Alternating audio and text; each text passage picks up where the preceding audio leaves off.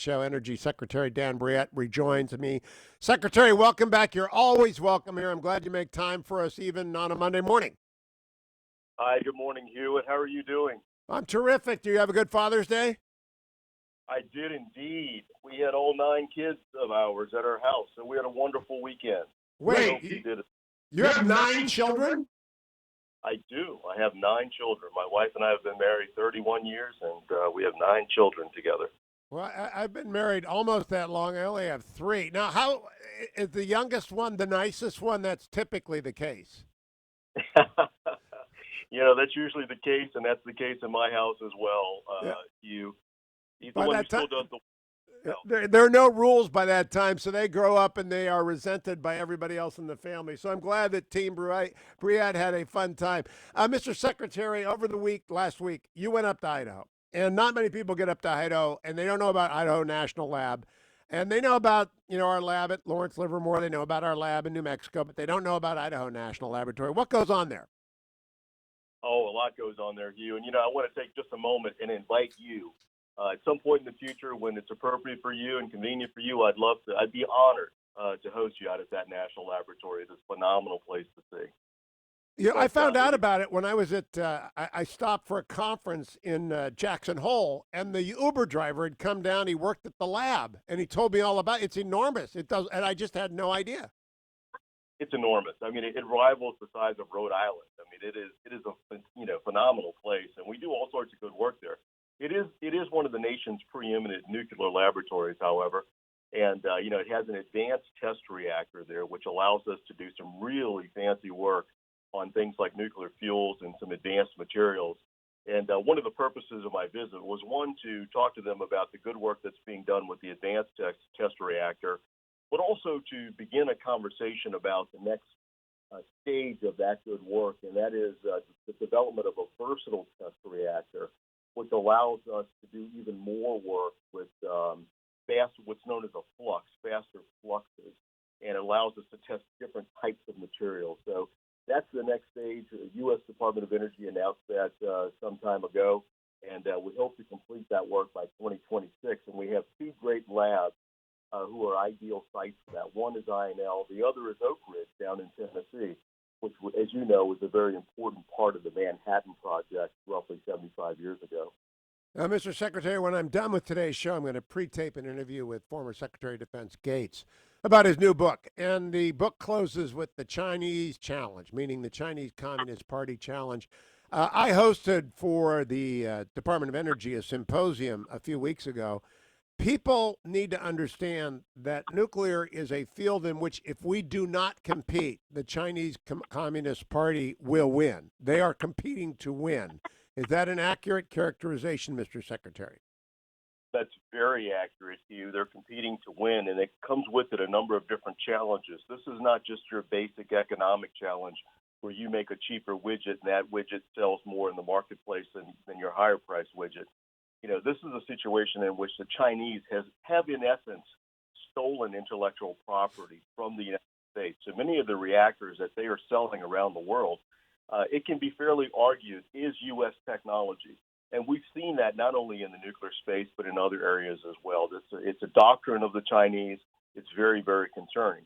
Even more concerning, however, is that when they sell this nuclear technology, it doesn't come with it the protections that come with U.S. technology. Things like, protocols that allow or disallow the use of this civilian technology for the development of nuclear warheads. When China sells a reactor, they don't care about that sort of non-proliferation. We do in the United States, and that's why it's important that we win this fight. Now, there is a process called the nuclear fuel process, and it has these steps: mining, milling, conversion, enrichment, fuel fabrication, the nuclear reactor, the interim storage of spent fuel, the reprocessing of spent fuel, and the final disposition. It is a grand total of 8 steps. You have put out a comprehensive program on each of them. If we can have a few words about each of them, what are we doing on mining? Well, what we're doing on mining is we started off with a budget request of $150 million. And that's, as you point out, the very front end of the cycle, pulling it out but not just pulling it out of the ground and storing it. We're going to create a uranium reserve to protect us from dislocation in the marketplace or disruption in the marketplace. But we're also going to create conversion services and some of the enrichment services that are needed to move it to the next step of the process. So we're doing that in places like Portsmouth, Ohio, where we've created a facility there to test some of the newer fuels, high SALEU fuels, for instance, which is very important to those small reactors, those micro reactors that you and I have talked about in the past. So we're beginning that work. We're also taking some very important steps to allow us to be competitive around the world. You just mentioned China. I met with Adam Bowler, the CEO of what's called the Development Finance Corporation, DFC, which is the successor agency to the old Overseas Private Investment Corporation. They just removed the ban, the Obama administration's ban on the financing of nuclear installations around the world. That's very, very important to developing nations. So that's also part of our working group that you and I discussed some time ago. Let me pause on Port Huron. I believe that's a project that is run by my friend Dan Poneman. Is it? That is, exactly. They're part of that consortium that we're doing up in Portsmouth, Ohio. So whatever it is, triple it. It's in Ohio. Dan didn't ask me to tell you that, but I want you to triple whatever it is because it's in Ohio. What is it? Well, it's a series of centrifuges. It's a technology that has been developed over a series of years that allows us to enrich uranium to a higher level. Typically, in a big reactor, a civilian reactor that we see across the country, they enrich that uranium somewhere around 4%, give or take. What we want to do is raise that up to perhaps say 19%, 19.5%. And what that does is increases the density, the energy density, and allows us to make the reactor even smaller. And once we do that, then we can produce these small, the modular reactors, small modular reactors in certain cases, or micro reactors. Well, Dan has tried to explain this many times. So you're dealing with a thick-headed lawyer, Mr. Secretary. Maybe you're better at it. When we get there, what do we do when you say the small reactor? Is that what we export to the developing world that the Chinese are now exporting? Do we send them everything they need, a contained unit that is safe and can't proliferate because we handle every element of the process?